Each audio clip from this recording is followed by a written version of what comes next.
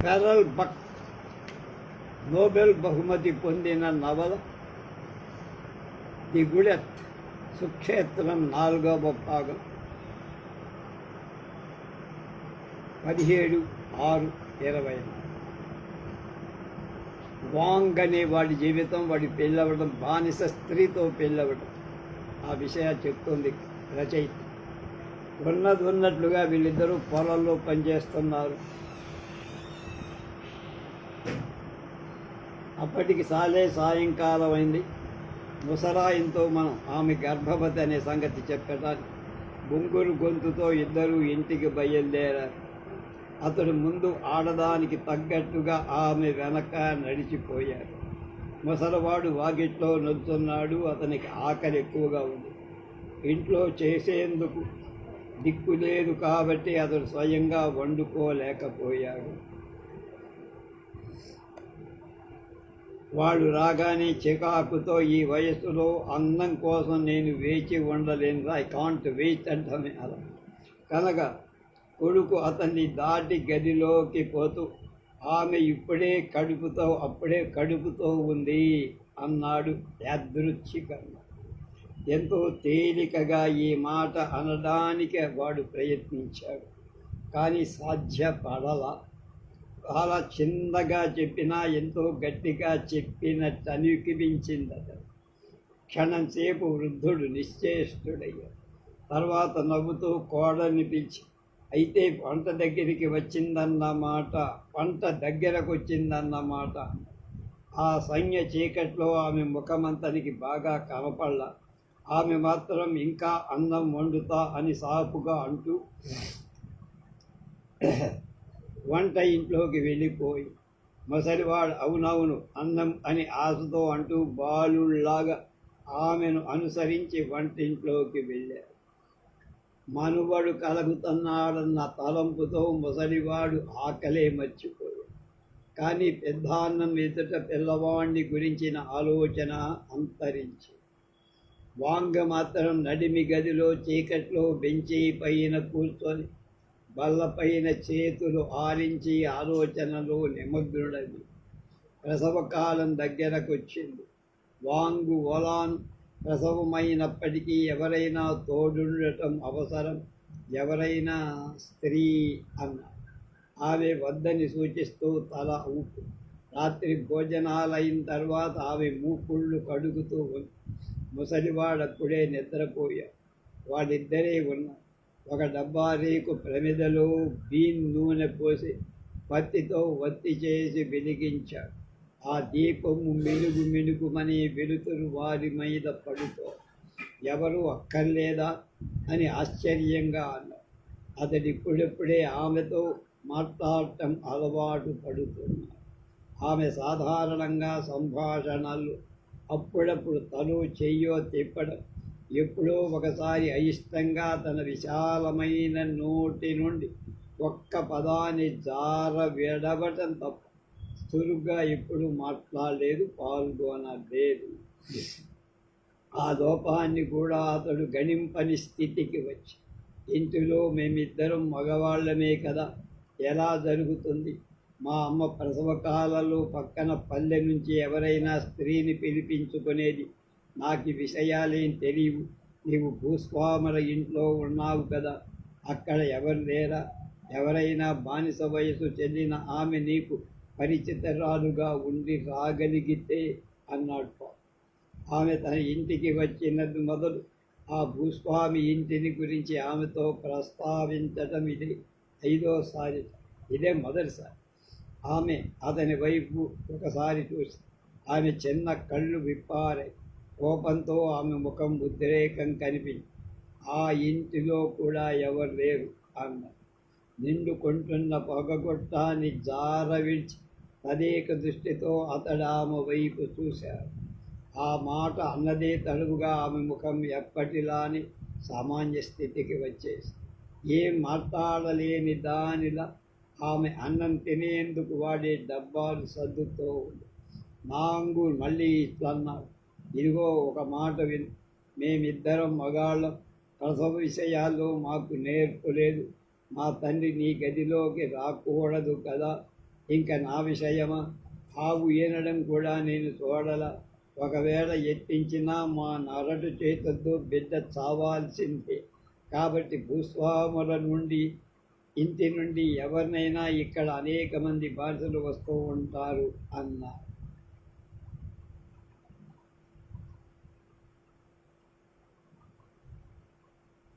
కడుగుతున్న డబ్బాలను అన్నం తినేదాన్ని బల్లపైన చక్కగా ఉంచుతూ, ఓలాన్ క్షణం ఊరుకోండి, ఆ ఇంటికి నేను పోవడమంటే నా కొడుకుని ఎత్తుకునే వెళ్ళాలి.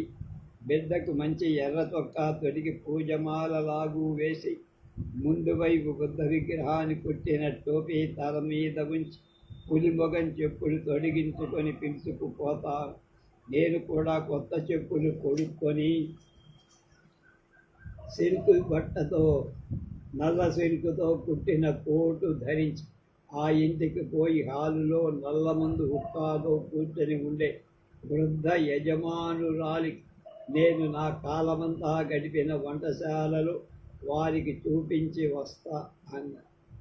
ఇన్ని మాటలు ఆమె నోటి నుండి ఇదివరకు ఎప్పుడు వెళ్ళ. కనుక ఒడిదుడుకు లేకుండా ఏకధార నమ్మశక్యంగా ఆమె ఆ మాట బాగా ఆలోచించే ఈ మాటలు అన్నట్టు అర్థమైపోయి. పొలాల్లో తనతో కూడా పనిచేస్తున్నప్పుడు ఆమె ఈ విషయాలన్నీ ఆలోచించి ఉండాలి. ఆమె ఎంత ఆశ్చర్యకరమైన వ్యక్తి! నేను రోజంతా ఎప్పుడు ఏదో పని చేసుకుంటూ ఉన్న ఈమె బిడ్డను గురించి ఆలోచనే ఉండి ఉండదనుకున్నాడు. కానీ ఇప్పుడే ఆమె ఊహలో బిడ్డను గురించి, దాని దుస్తుల గురించి, నా బిడ్డ తల్లిగా ధరించాలన్న కొత్త కోటు గురించి తల పోసి ఉండటం ఆశ్చర్యంగా అనిపించి ఒక్కసారిగా అతనికి నోట మాట రాల. చిలుములోకి పొగాకు నులిమి వేసుకొని, అయితే నీకు కొంచెం డబ్బు అవసరమనుకుంటానన్నాడు. 3 వెండి నాణ్యాలుంటే చాలు. చాలా జాగ్రత్తగా లెక్కేసి దమ్మిడి కూడా దుబారా లేకుండా అడిగాను. సరిగ్గా ఎంత కావాలో అంతే కొంటాను అని జంకుతూనే జవాబు చెప్పి, కిందటి రోజే పడమటి పొలాల్లో కొంటలో వండిన జంబును అమ్మటం వల్ల అతని చేతిలో ఆమె అడిగిన దానికంటే కొంచెం డబ్బు ఎక్కువగానే వచ్చేది. 3 రూపాయలు తీసి బల్లపై ఉంచారు. తర్వాత కొంత ఆలోచించి 4వ దాన్ని కూడా చేర్చారు. ఒక్క రూకలో ఎంతో కాలం నుంచి ఎప్పుడైనా ఉదయం పూట ఏ టీ ఇంటి షాపుకైనా వెళ్ళి జూదమాడుదామనే అవకాశం దొరుకుతుందని కాచుకునేవాడు. సాధారణంగా జూదమాడటం అతని అలవాటు కాదు. ఎవరైనా ఆడుతూ ఉంటే బల్ల మీద పాచికల సబడి వింటూ చూస్తూ బొద్దు గుడిపేవాడే కానీ డబ్బు పోతుందనే భయం కొద్దీ జూదం ఆడేవాడు కాదు. సాధారణంగా అతడు ఊళ్ళో ఎక్కడైనా ఊకుడు కథలు చెబుతూ ఉంటే విని ఇష్టముంటే ఒక కాని పారేసి వచ్చి, ఇప్పుడు ఆ రూక ఆమెకిస్తా, దీన్ని కూడా పిల్లవాడి కొంతకాలం వరకు వేసేందుకు పనికేటట్లుగా సిల్కు అంగీ చొక్కా మొదటి బిడ్డ కదా అన్న. చిలుముకి పొగాకు వేసి కాగితము ముక్కతో నిప్పంచి పొగాకు పీల్చటం మొదలుపెట్టారు. వెంటనే ఆమె డబ్బు తీసుకోవాలి.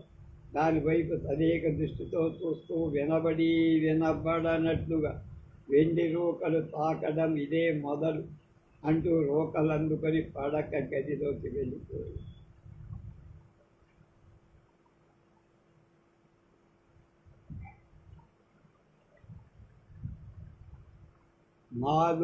వాంగు మాత్రం పొగ తాగి బల్లపై ఉన్న డబ్బును గురించి ఆలోచనలో పడ్డాడు. తాను కష్టపడి దున్ని పండించి నా పొలం నుంచి ఆ డబ్బు వచ్చి తాను ఆ డబ్బు నుంచే బతుకుతున్నాడు. చుట్టుపక్కగా చుక్కగా చెమటోడ్చి దాని నుంచి ఆహారం పండిస్తున్నాడు. దాని నుంచి డబ్బు సంపాదిస్తున్నాడు. అంతకుముందు ఎప్పుడూ ఎవరికైనా ఒక నాణ్యం ఇస్తే అతనికి ప్రాణమే ఇచ్చినట్లుగా ఉండేది. ఎవరితో నిర్లక్ష్యంతో ఎవరికో కొల్లబెట్టినట్లు బాధపడేవాడు. అలా నొచ్చుకోకుండా డబ్బివ్వటానికి ఇదే మొదలు. కనుక తానిప్పుడిచ్చిన డబ్బు పరాయి వాడైన ఏ పట్టణపు వర్తకుడి చేతిలో పడదని తన కుమారుడికి దుస్తుల రూపంలో అవి ఉపయోగపడుతుందని గ్రహించాడు. తర్వాత మూగపోయిన వాడిలా ఉండి ఎప్పుడూ ఏదో పనిలో నిమగ్నుడైన వాడిలా తాక పుట్టబోయే ఈ బాలుడి అలంకారాల గురించి ఆలోచించటం మొదట కలిగి కాన్పు చేసేందుకు ఎవరి సహాయాన్ని ఆమె కోరల. ఒకనాటి రాత్రి పెందకాడే సూర్యాస్తమయం కాకముందే ఆమెకు ప్రసవ వేదన మొదలై పొలం కోతకు పోయి అతని ప్రక్కన ఆమె పనిచేస్తూనే ఉంది. గోధుమ కోసి మడి చల్లి ఉన్నారు. ఇప్పుడు ఆ మడి కోతకు వచ్చి చిన్న పిడికిలి కొడబండతో వారి వెనకను ఒకటి మడి కోస్తున్నారు.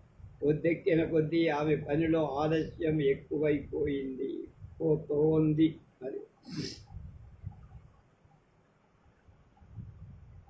పొద్దు గుంకే వేళకు చేతిలోని కొడబలి అప్రయత్నంగా జారి ఆమె చేతి కింద పడి ఆమె నొప్పులు ప్రారంభమై ఒళ్ళంతా చెమట పడి నొప్పులు వస్తున్నాయి, నేను ఇంటికి పోతా, నేను పిలిచే వరకు గదిలోకి రావక్కర్లేదు, వచ్చేటప్పుడు పదునైన గట్టి రెల్లు దెబ్బ ఒకదాని చీల్చుకొని వస్తే చాలు అని చెప్పి గుడ్డు కోసేందుకు అవసరమట అది అని భర్తతో అంటూ ఓలాన్ పొలాల గుండా వెళ్ళి ఇల్లు చేరు.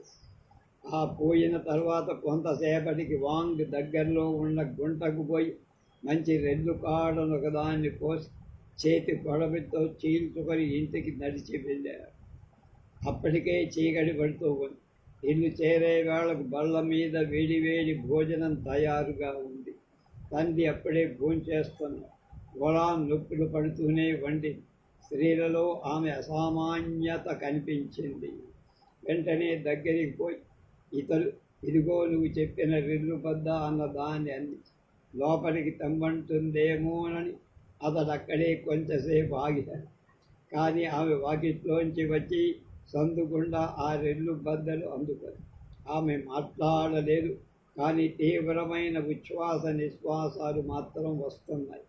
అన్నం తింటున్న ముసలివాడు కొడుకుని పిలిచి త్వరగా భోజనం పూర్చయి, అన్నం చల్లబడుతుంది, ఇప్పుడే కాదులే, తొందరపడు, మీ అమ్మ తొలి కాన్పును నేను చూశాను రా, కాన్పు పూర్తయ్యేసరికి తెల్లవారుజామయ్యింది.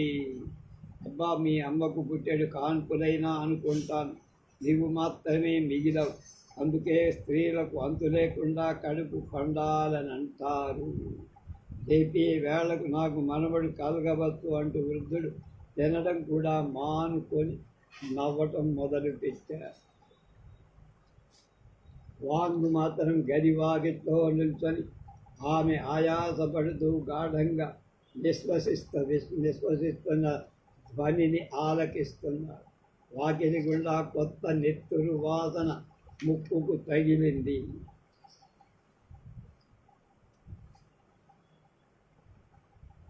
ఆమె తీవ్రంగా రొక్కుతూ మూలుగుతోంది. ఆ శబ్దం గట్టిగా వినబడలేదు. ఉద్విగ్నుడై వాకిలి తెరవబోయాడు. ఆమె హీన స్వరంతో మందలించి అతడాగి, ఏం బిడ్డో చెప్పు, మగ ఆడ, అంత మాత్రం చెప్తూ అన్నాడు. మగ శిశువే అంది. అతడు పోయి బల్ల దగ్గర కూర్చున్నాడు. త్వరలో కాన్పు ముగిసింది. ముసలివాడు పడి నిద్రపోయాడు. కొడుకతన్ని తట్టి లేపి, మగ బిడ్డను కన్నది, నువ్వు తాతవయ్యావు, నేను తండ్రి అయ్యాను అన్నా. ముసలివాడు లేచి తాతనా తాత అనుకుంటూ నవ్వుతూ తన గదిలోకి పోయి నిద్రపోయాడు. పళ్ళపై అన్నం చల్లబడింది.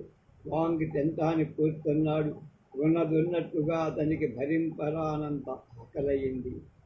త్వరగా తినలేకపోతున్నాడు. గదిలో ఒలాన్ కాళ్ళీడ్చుకుంటూ నడుస్తున్న ధ్వని వినిపిస్తూ ఉంది. పిల్లవాని ఏడ్పు మాత్రం ఆగకుండా వినపడుతూ ఉంది. వాంగు తనలో ఈ ఇల్లుకి నిర్మానుష్యంగా ఉండదు కాదు అని అనుకున్నాడు సగర్వంగా. అతడు తినినంత తిని దగ్గరికి పోయి ఒలాన్ అతనిలోకి రమ్మన్నాడు. ఇంకా గదిలో ఏదో వాసన ఉంది. అయితే కాన్పు చిహ్నాలు లేవు. చెక్క తొట్టెలో మాత్రం ప్రసవ కాలుష్యాన్నంతా పోసి అందులో నీళ్లు పోసి మంచం కిందకు తోసింది. ఎర్రని దీపపు కాంతిలో అది కనబడల. తాను ఒంటి నిండా గుడ్డ కప్పుకొని పరుపు మీద పడుకొని ఆమె పక్కనే ఆచారం మేర అతని పాల తాగుల్లో అతని కుమారుడు పండుకొని ఉన్నాడు. అతడు ఆమె దగ్గరికి పోయి మౌనంగా నిలబడ్డాడు. అతని వైపు చూసింది. ఆమె వెంట్రుకలు ఇంకా తడిగా ఉన్నాయి, కళ్ళు ముడుచుకున్నాయి. అంతకు మించి ఆమెలో ఏ మార్పు కనపడలేదు. ఆమె స్థితి అతన్ని ఎంతో బాగా ఆకర్షించింది. తల్లికి బిడ్డకు అతడు తన హృదయాన్ని అప్పగించి ఇంకేం మాట్లాడేందుకు తోతకు రేపొక సేరు ఎర్ర చక్కెర తెచ్చి వేడి నీళ్లలో కలిపి తాగిస్తాన్ అన్నాడు. తర్వాత బిడ్డ వైపు చూసి ఏదో అప్పుడే జ్ఞప్తికి వచ్చి ఒక బట్ట నిండా గుడ్లుకొని ఎర్ర రంగులో అద్ది ఊరంతా పంచితే నాకు కొడుకు కలిగాడని అందరికీ తెలుస్తుంది అన్న. 4వ అధ్యాయం. ప్రసవమై మర్నాటి రోజై పొలాన్ ఇంటిలో వంట చేసింది. పొలంలోకి పనికి మాత్రం వెళ్ళాల. పొద్దు తిరిగే వరకు వాంగొక్కడే పొలంలో పనిచేసి వచ్చి నీలపు బట్టలు ధరించి పట్టణానికి బయలుదేరు. ఒక్కొక్కటి ఒక్క పెన్నీ వెల చేసే సుమారు 40 గుడ్లు కొన్నారు. తర్వాత మిఠాయి అంగడికి వెళ్ళి పౌను ఎర్ర చక్కెర కొని రెడ్ షుగర్ అంటారు బాదామి రంగు కాగితంలో భద్రంగా పొట్లం కట్టించుకొని అంగడివాడు పొట్లాన్ని గట్టి త్రాటితో కట్టి పొసన ఎర్రని కాగితం ముక్క అంటించి అతని చేతికిస్తూ బాలింతకేమో కదా అన్న. వాంగ్ సగర్వంగా అవును తొలిచూరు మగ పెద్ద తల్లికి అన్న. మంచి అదృష్టమే అంటూ అంగడివాడు మంచి బట్టలు ధరించి వచ్చిన మరొక బేరగాడి వైపు దృష్టి పెట్టాడు. అంగడికి వచ్చిన వాళ్ళకెందరికో ఇలాంటి అభివందనాలు అర్పించడం అంగడివాడికి రివాజు. అందులో ప్రత్యేకత ఏం లేదు.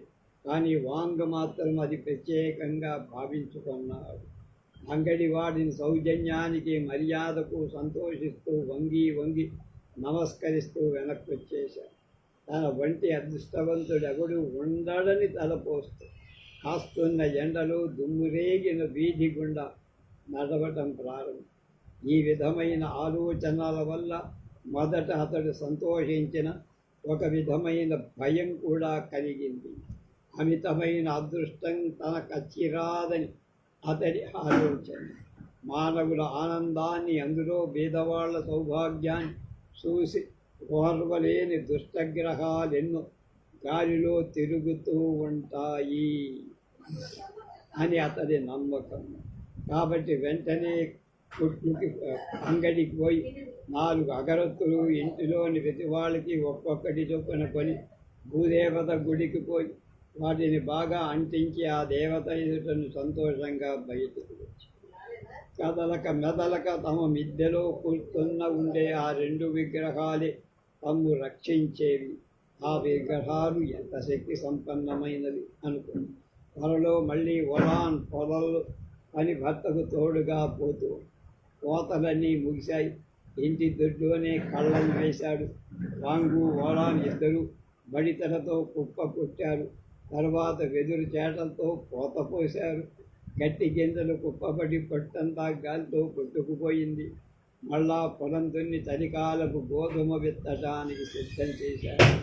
వాంగు దున్నుతూ ఉంటే అతని వెంబడి ఓలాన్ పొలంలో పిల్ల పెరుగులు పొగులగొడుతూ మట్టి బెల్ల పగలగొడుతూ సహాయం చేస్తూ బిడ్డను ఒక చోట పాత బొంతలో పడుకోబెట్టి ఆమె రోజంతా పొలాల్లో పనిచేసేది.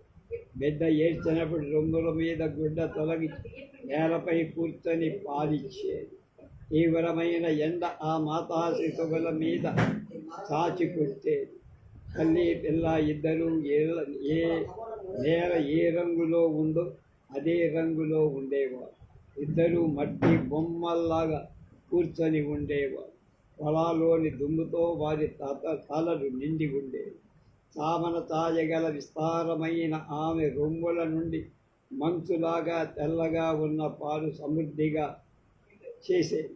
బాలుడు ఒక రొమ్ము నుండి పాలు తాగుతూ ఉంటే మరొక రొమ్ము నుండి బుగ్గలో వలె పాలు చేసి ప్రవహించే పాలు చేపెన. పిల్లవాడికి అవసరమైన దానికంటే ఎక్కువగా పాలుండేవి. పాలు దండిగా ఉన్నాయని తెలిస్తే ఊరికే ప్రవహించుకుపోతున్న ఆమె లెక్క పెట్టకుండా అలక్ష్యం చేసి ఎప్పుడు పాలు ఎక్కువగానే ఉండేవి. ఒక్కొక్కప్పుడు ఆమె గుడ్డలు చెడిపోకుండా స్తనాన్ని ఎత్తిపట్టి నేల మీద పాలను పడనిచ్చేది. పాలు ఇంకిపోయిన చోట మృదువై నల్లవారి సారవంతంగా అయ్యేది. ఆ పిల్లవాడు సుస్వభావుడై బాగా బలిసి ఉండేవాడు. సమృద్ధి అయిన తల్లి పాల చలవ వల్ల నిండుగా ఉండేవాడు. చలికాలం వస్తుంది, వాడు అందుకు సిద్ధపడుతున్నారు. ఆ ఏడు ఎప్పుడూ లేనంత పంట పండటం వల్ల 3 గదులు ధాన్యంతో నిండిపోయాయి. కొట్టం పైకప్పు వేయబడిన వాసాలకు వెల్లుల్లిపాయలు, తెల్లగడ్డలు ఎండబెట్టి లెక్కలేనన్ని దారాలకు కూర్చి వేలాడగట్టారు. మధ్య గదిలో కూడా దబ్బలతో అల్లిన గాజుల్లో నిండుగా గోధుమలు, బియ్యం పోసి ఉంచారు. దీనిలో చాలా భాగం అమ్మేది. కానీ వాంగ్ మితవ్యయకు ఇతరులాగా దూదాలకు అపురూపమైన ఆహారాలకు వెచ్చించేవాడు కాదు. ధాన్యమంతా నిల్వ చేసి నేలంతా మంచుతో కప్పుకొని పోయి ధాన్యం ధర పెరిగినప్పుడు లేక పట్నవాసులు ఏ ధర అయినా ఇచ్చే ఆహార పదార్థాలు కొనే ఉగాది పండగప్పుడు అమ్మేవారు. అతని చిన్నాయన మాత్రం నగదుగా డబ్బు చేతిలో పడుతుందనే ఆశతో కోతకు మునిపే పొలాల్లోని గింజలను పొలాల్లోనే అమ్మేసేవాడు. అలాగే తానే మిగిలిందే చాలనుకునేవాడు. అతని భార్య కూడా అవివేక్, కంఠపుష్టి గల సోమరి. ఎప్పుడూ మధుర ఊహలను కోరుతూ అవి తినాలని ఇవి తినాలని వేసారుదు పట్టణం నుండి చెప్పులు తేవాలని ఉబలాటపడి వాంగ్ భార్యను తనకు మగడికి ముసలివాడికి కొడుకు కావాల్సిన చెప్పులు తానే స్వయంగా తయారు చేసేది.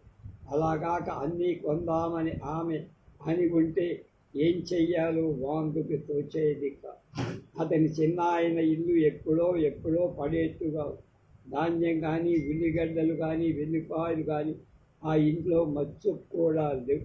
కానీ తన ఇంట్లో వేలాడగట్టించి తన ఇంట్లోనే ఉన్న ఆహార పదార్థాలు నిల్వ చేశాడు వాంగ్. ఇంటికేం లోటు లేదు, సమృద్ధిగా ఉంది. కాబట్టి శీతాకాలపు గాలులు ఆగ్నేయ మూల నుంచి ఎడారుల మీదుగా చల్లగా కత్తులతో పోసినట్టు వీస్తున్న హాయిగా ఇంట్లో కూర్చున్నారు. పిల్లవాడి నెల నిండుతూ ఉండగా పండగ చేసి ఆయుర్వృద్ధి కలగాలని వివాహకాలంలో పిలిచిన వాళ్ళందరికీ విందుకు పిలిచారు. వాళ్ళందరికీ ఎర్ర రంగు అద్దిన గుడ్డలు చెరి 10 ఇచ్చారు. ఊరికే అభినందించేందుకు వచ్చిన ఊళ్ళో వాళ్ళందరికీ చెరి 2 గుడ్లు అందజేశారు. అతని కొడుకును చూసి అందరూ అతడెంత భాగ్యవంతుడో అనుకున్నారు. పిల్లవాడు బాగా పరిసి పెద్దగా చంద్రబింబం వంటి ముఖంతో తల్లి పోలికతో ఉప్పు చెక్కిళ్లతో కళకళలాడుతున్నాడు. చలి ఎక్కువైన కొద్దీ పొలాల్లో బదులు ఇంట్లోనే నేల మీద వేసిన మెత్త మీద కూర్చొని ఉండేవాడు.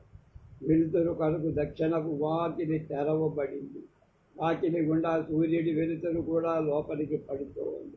నలసరిగా ఉన్న మట్టి గోడల వైపు ఉత్తరపు గాలు వ్యర్థంగా వీస్తున్నాయి. అంటే చలి ఏం చేయలేకపోతుంది. పొలాల వద్ద పెరిగిన పీచ్, ఖర్జూర మొదలైన చెట్ల నుండి రాలిన ఆకులు ఇంటి వాకిట్లోకి వచ్చి పడుతున్నాయి. ఇంటికి తూర్పు దిక్కుగా ఉన్న వెదురు పొదలలోని వెదురు మొదళ్ళు గాలికి 2గా చీలిన ఆకులు రాల్తాయి. విపరీతంగా వీస్తున్న కుడిగాలి వల్ల గోధుమ మొలకెత్తల వాన కొరకు వాంగ్ ఆతులతో ఎదురుతూ ఒకనాడు హఠాత్తుగా గాలి పూర్తిగా తగ్గింది. వాతావరణం ప్రశాంతంగా ఉంది, చాలా ఉక్కగా ఉంది. ఆనాడు వాన వచ్చింది. ఏ కొదవా లేని ఇంటిలో అందరూ కూర్చొని ఇంటి ముంగిళ్ళలో ఉన్న పొలాలలో నిటారుగా పడి ఇంకిపోతున్న వర్షధారను చూస్తున్నారు. వాకిలి ముందున్న కొట్ట మంచులో నుంచి బొట్టుగా వర్షం నీరు పడుతుంది. పిల్లవాడు ఆశ్చర్యంతో వెండి దారాలలా పడుతున్న వర్షధారలను పట్టుకునేందుకు చేతులు చాపుతూ పక్కపక్క నవ్వుతున్నారు. ముసలివాడు కూడా నవ్వుతూ 12 తిరిగిన ఇలాంటి బిడ్డ దొరకడు. నా తమ్ముని కొడుకులు వట్టి ముద్దులు నడచే వయసు వచ్చే వరకు దేన్ని గమనించలేరు అన్న. పొలాల్లో తడిసిన గోధుమ రంగు గల వంటి మీద మొలకెత్తిన గోధుమ పైరంతా పచ్చగా కనపడు. పొలాలు కావలసినంత వర్షం పడింది కాబట్టి రైతులు వీపులు వెరగొట్టగా కావిళ్లలో నీళ్లు పోసే అవసరం లేకుండా పోయి ఉదయం పూట రైతులు ఆ ఇంటి వద్ద ఈ ఇంటి వద్ద కూర్చొని గుంపులుగా చేరడం, అక్కడక్కడ టీ త్రాగటం, ఒక ఇంటి నుంచి ఇంకొక ఇంటికి పొలాల మధ్య ఇరుకుగైన త్రోవల గుండా నూనె కాగితాలతో చేయబడిన గొడుగులు వేసుకొని తిరుగుతూ ఉండటం ఒక అలవాటు. అలాగే స్త్రీలు ఎండలోనే ఉండి చెప్పులు కొట్టుకోవడం, గుడ్డలోని చెలుగులు కొట్టుకోవడం, లేకపోతే ఉగాది పండగ కావాల్సిన సన్నాహాలు చేసుకోవటం మొదలైన పనుల్లో నిమగ్నమై ఉండేవారు. పొలాం కానీ వాంగుకులు కానీ తమ ఇరుగు పరుగు ఇళ్లకు పోయి పొద్దు గడపడు కాలక్షేపం లేదు. వాళ్ళ వలె నెమ్మదిగా ఉండే కుటుంబాలు ఆ పల్లెలు ఏ 4-5 ఉండే. విశేషంగా ఇతరులతో సహాయం పంచుకుంటే పండు ఖర్చులని గుడ్డలకు బదుళ్ళు చదుళ్ళు అడిగేందుకో రానే వస్తారు కనుక వాళ్ళని దూరం పెడుతూ ఉంటారు. అలా ఇంటిలోని సామాన్లను బాగు చేసుకొని కారుతున్న కొండ ఉంటే పారేసి కొత్తవి కావాలని ఆమె ఏనాడు కోరల. మన్ను కలిపి దాన్ని మెత్తు చేసి కొంచెం వేడి చేసేది. అది కారకుండా కొత్త దానిలాగా పనిచేసి ఇంట్లో కూర్చొని వాళ్ళు ఉభయులు ఒకరి పనులకొకరు మెచ్చుకుంటూ సంతోషిస్తూ ఉండేవాళ్ళు. గడ్డి నమ్మి చిక్కుడు కాడలను పొయ్యిలోకి ఉపయోగించకుండా మాట్లాడుకునేవారు. అలాగే ఎప్పుడో అపురూపంగా వాంగ్ ఈ పాయసం చాలా రుచిగా ఉంది అంటే ఓలాన్ ఈసారి మన పొలాల్లో పండిన గింజలు మంచిది కాబట్టి పిండి బాగుంది అని చెప్పేది, అంతకంటే ఎక్కువే అనేది కాదు. ఈ ఏడు పొలం బాగా పండటం వల్ల వారి అవసరాలు తీరికొని వెండి నాణ్యాలు బాగా మిగిలాయి. కానీ అతడు ఆ డబ్బును నడుములో ఉంచుకోవటానికి భయపడ్డాడు. అంటే మూట కట్టి నడుము కట్టాడు. భార్యకు తప్ప ఈ విషయాన్ని ఎవరికీ తెలపడానికి భయపడ్డాడు. ఆ డబ్బులు ఎక్కడ దాచాలో ఇద్దరు ఆలోచించి పొలాన్ వారి గది లోపల గోడలో ఒక చిన్న కన్నాన్ని బహు నేర్పంగా త్రవించి దానిని ఆ డబ్బులో ఉంచి మట్టి పిల్ల అడ్డంగా పెట్టి మెత్తేసేవారు. అక్కడేమీ లేనట్టే ఉండి తమ దగ్గర డబ్బు నిలవ ఉన్నదని, తాము ధనవంతులే అని వారికి ఒక భావం అంతర్గతంగా ఏర్పడింది. అందుచేత వాంగ్ తన తోడి వాళ్ళలోనే కాకుండా అందరిలోనూ కులాసాగా తలెత్తుకొని తిరిగేవారు. 5వ అధ్యాయం రేపు మనం చూద్దాం.